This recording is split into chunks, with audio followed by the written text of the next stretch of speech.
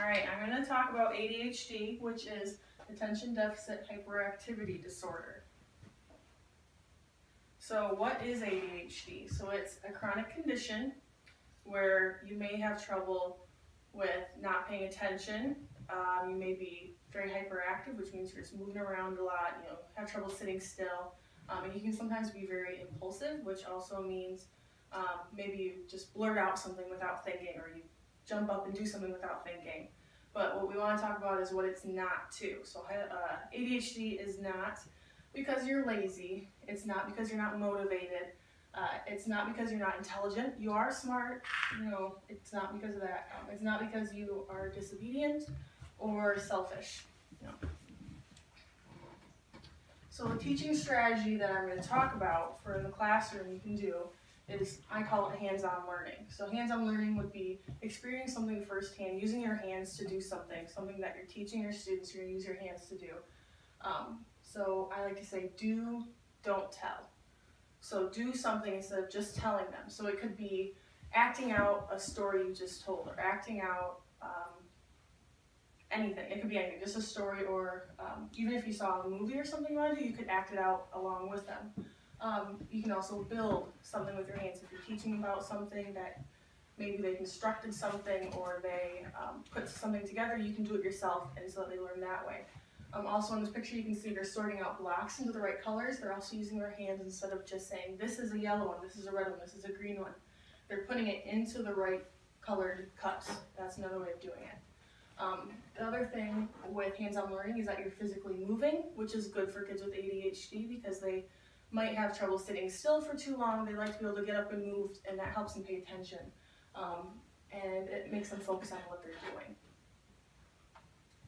So the second teaching strategy is, I just call it checklists that will turn into a routine. So kids with ADHD will sometimes do a lot better if they have a routine that they have set. They know what to do at this time of the day so they get everything done and they won't miss anything. So we start out with maybe having a checklist so that they can say, I've done this, now I can move on to the next one, and they don't have to ask questions constantly. And they know exactly what they have to do so they don't just sit there and do nothing, because sometimes that will happen. So it may be basic, pretty easy. You wouldn't think a checklist would do that much, but it is very effective. It's a visual reminder. It can be used daily so that it can turn into a routine, which is good, and it can be used for when you're at home before school, so you make sure you get all your papers in your backpack and make sure you have your shoes and your coat and everything before you get to school so that you don't leave anything at home. You can use it during the school so you know right when you get to class you're going to sign in, you're going to put your backpack away, you're going to get your folder out, you're going to turn in your papers so that you don't forget to turn it in. And then it could be, this is what you're going to do next in class, this is when you have to do after recess, this is what you have to do after that. And then it can also be done after school, so you make sure that you cross off that you took your homework home, that you are going to do it when you get home, that you put it back in your backpack at night to make sure you don't forget it the next morning. So checklists will really help to make sure they have everything done, because a lot of times they'll have trouble remembering to do things, and then they just forget to turn them in, or they forget to bring them to school, or they don't know what to do next in class, so they will just sit there and not really know what else to do instead of asking questions. So the third teaching strategy is, I like to call it productive physical movement. So when they're moving but learning at the same time, they get some movement in, because a lot of times they'll have trouble sitting still for long periods of time, like I said before. It allows controlled movement so that the teacher knows exactly what they're going to do. They're not just running around the room crazy or standing up and sitting down when they're not supposed to. So that can be done where you can see they have the round balls in the classroom that they can sit on. It helps them be able to move while they're doing their work. And then I also have stations and rotations. You can do that in class as well, where you have a station over here where they're maybe learning colors, station over here where they're learning the alphabet, and then a station over here where maybe they're with the teacher, and then they get to move to the next section in each one, and they can move to one, and then it's also really good because it will be short time periods that they're there, and that way the student can pay attention for the short amount of time they're sitting there for a half hour on one section and then getting distracted and not being able to pay attention. And it just helps them concentrate on the new task that they have. Keeps it going and moving. Okay, so the activity is, I call it the alphabet letters and sound matching game. So you're going to have a picture up here, and the first letter that the picture is of, so this is of a fox, No. Yeah, sorry, wrong one. So this is of an iguana, and you see you have 3 letters down here you have to pick between. And so you're gonna pick the E, and you're gonna get these little paper clip things. And so this is just doing a lot of, you're using your hands and it's the physical movement and the things to help you learn. You're not just sitting there looking at the paper and trying to learn it that way or listening to someone talk. You're doing it yourself. You need to pick it yourself. So I'm gonna have you do this for a little bit. Okay, I'll give you a pencil. And you. And you wanna do this too? You know what you're doing? Yeah. I'll help you, okay? And then I will hand out a couple of these. For you. For you. Okay. Okay. There you go. So you're gonna take the first one, so pick up the first card, and you're gonna see what's on it. And so, see mine has a cow, and so I'm gonna pick, does cow start with an X, a G, or a C? So you think of the first letter of the word, so cow, and you're gonna see the C's, k, k. So you put the clip on the C. So why don't you guys try it too, okay? Yep. What is that? Dog. Yeah, so what letter goes with that? Is it T, Yeah. F? Yeah, so what does dog start with? Well, dog. Yeah, so where's the D? Yeah, do you put the clip on it? And then you move on to the next one. How you doing? I'm doing great. Yeah. Getting it, Sawyer? Yeah. It's a little hard, huh? Yeah. Good, so now you can go on to the next one. Mouse. So what's the picture of this one? Yeah, what? It's a frog. So what is frog? Yeah, F. With an F, you're right. So put on one of the clips. Olive. Yeah. Yeah. Jelly bean.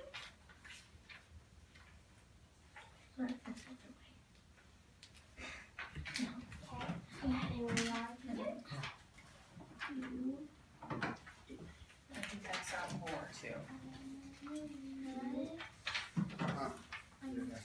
Yeah, right. So what about? Yep, that's one. And I can get the next one. pizza. I'm done. Good. Why don't you move on to some more? You try some more. Okay. So this is hay. What does hay start with? Root H. H. So what are you gonna do with the paper clip? Whistle. Yo-yo. There's a yo-yo. Uh-oh. Thank you. Yo-yo. No. I have the magical dream. Face it up. And Hey. lights on. You said you That's had the not how it magical works. green clip. Because I'm weird. So let's do this one. What is it? E. No, what's this? Stairs. Yeah. What is the animal? What animal is that? Umbrella. No, it's an elephant. Oh, So- so, over here. So Is what it letter that? does it start with? Or that, or that. Elephant. There we go. What does I elephant finished. start with? P. E. You said E. Yeah. Good. I'm done. Good job. Hold So on, go on. I'll clip it on for you. Good. I'll All right. clip it We on can be done for after you. that one, and then we'll move on maybe. Wow. So, that is it? That's all right. Is it hard? There we go. Doing good. Can I help him with every project? Yeah, that was the last project. Uh, So good, thank you. Okay. So we'll be done. So we can see you were able to match the picture, the first letter of the picture, to the letter that was underneath it. It helped you. You could use your hands to do it and clip it on there so you know what one to do. It really helped with your physical ability. So next we're just gonna watch a short video. Yeah, it's just about kids who may have ADHD and how they might act in a classroom and how maybe you can help to help them focus maybe a little better and get their energy out and make sure they do well in the class. So we'll just watch real quick.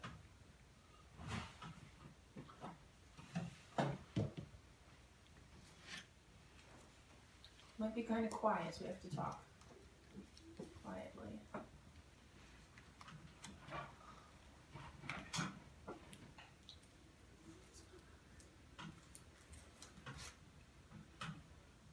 Sorry, technical difficulties.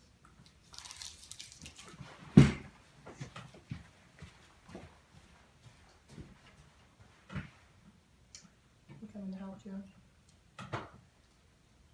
So if you can try and find the, There we go. you Just wanna try and get tap that. The one with the This? little square, yeah.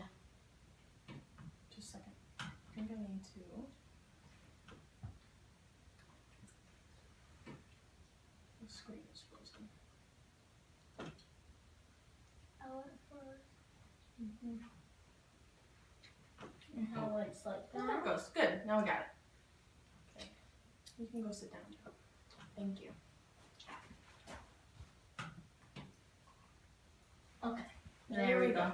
There we go. Now we can start moving. So again, it is very quiet. There's no talking at the beginning either, so just watch me. For some reason, it won't go into full screen.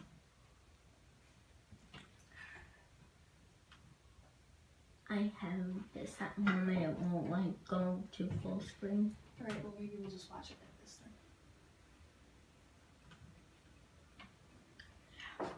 We'll just watch it. Don't touch.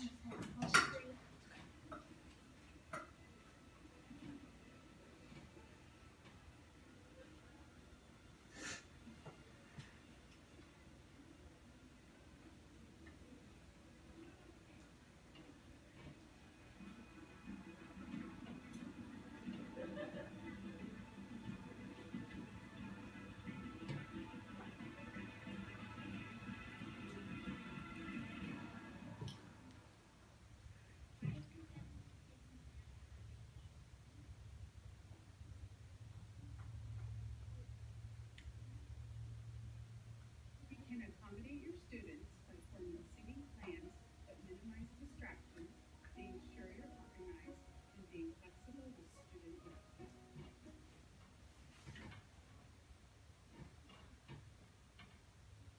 Engage students when you conduct a lesson. Encourage and facilitate peer cooperation and group brainstorming as often as possible.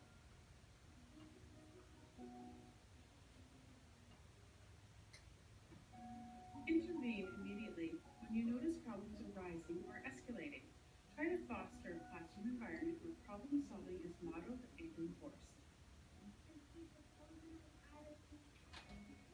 80% of teachers report negative attitudes towards their students with behavioral difficulties. Be part of the 20% who maintain a positive outlook.